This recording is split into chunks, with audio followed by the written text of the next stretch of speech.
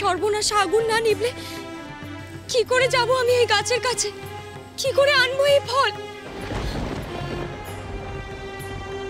এই আগুন নিভবে কি করে?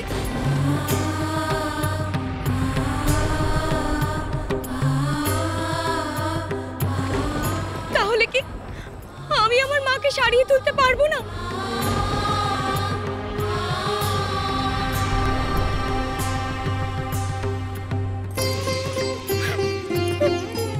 আমি কি বাঁচাতে পারবো না আমার মাকে?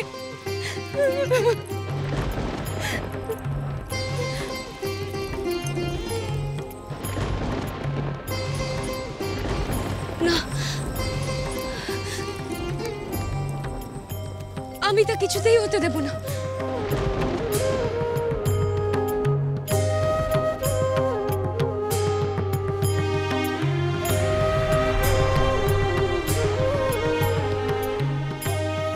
ওগো প্রকৃতি মা,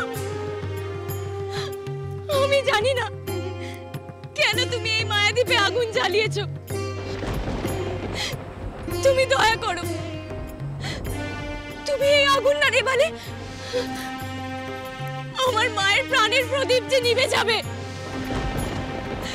তুমি সহায় থাকো, তুমি সহায় না থাকলে আমি কিচ্ছু করতে পারবো না। তুমি আমার সহায় থাকো, নিভিয়ে দাও এই আগুন, তুমি নিভিয়ে দাও এই আগুন।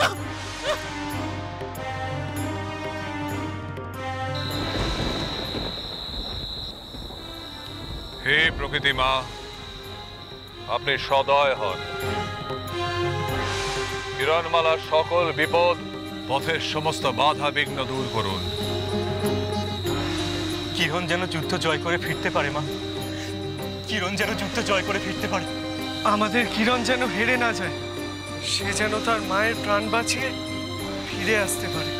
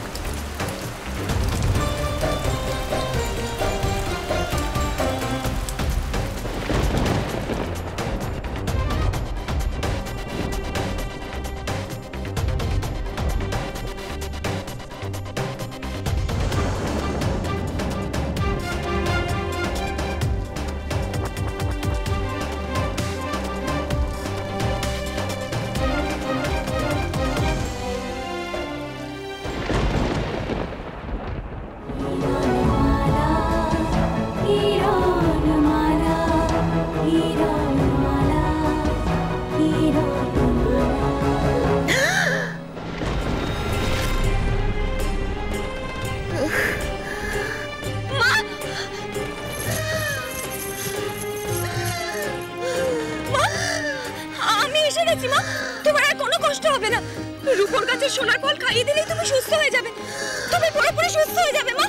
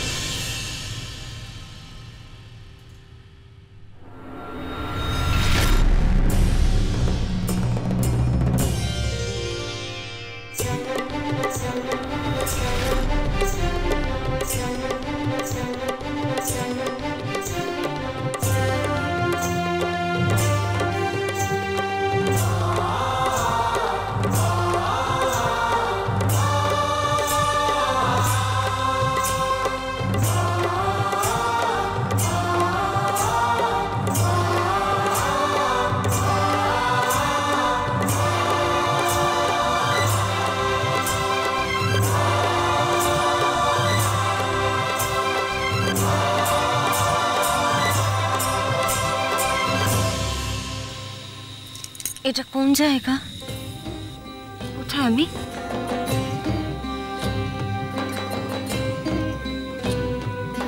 কি হয়েছিল আমার?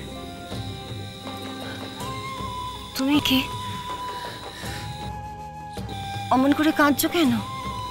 মা, আমি তোমার মেয়ে। আমার মেয়ে?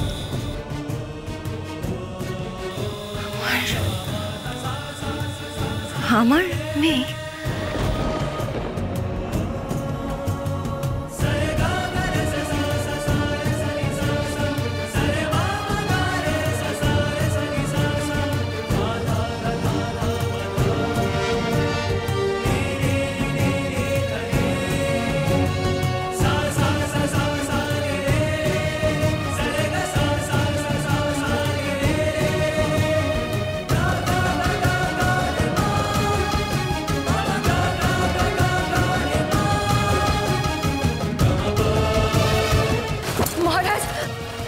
কিরণমালাকে কোথাও খুঁজে পাচ্ছি না, কোথাও পাচ্ছি না।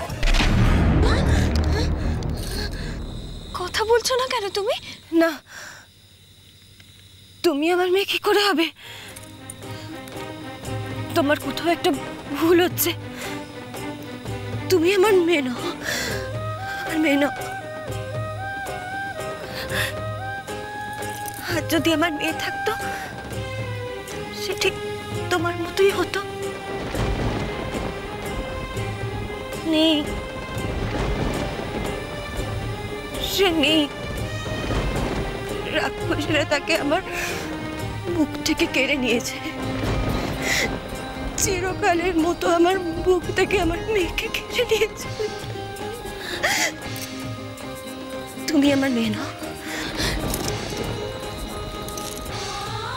না মা, রাক্ষসরা আমাকে মারতে পারেনি।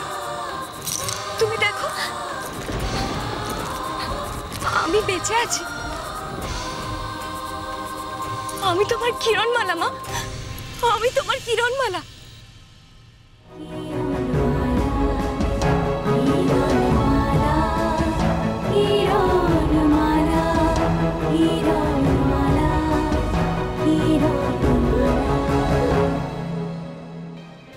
আমি জানি আবার আমার কিরণকে আমার বুকে ফিরে পাবো, তাকে জড়িয়ে ধরবো। এমন ভাগ্য করে আমি আসিনি। তুমি খুব ভালো মেয়ে, খুব ভালো তুমি, কিন্তু আমার কিরণ নও।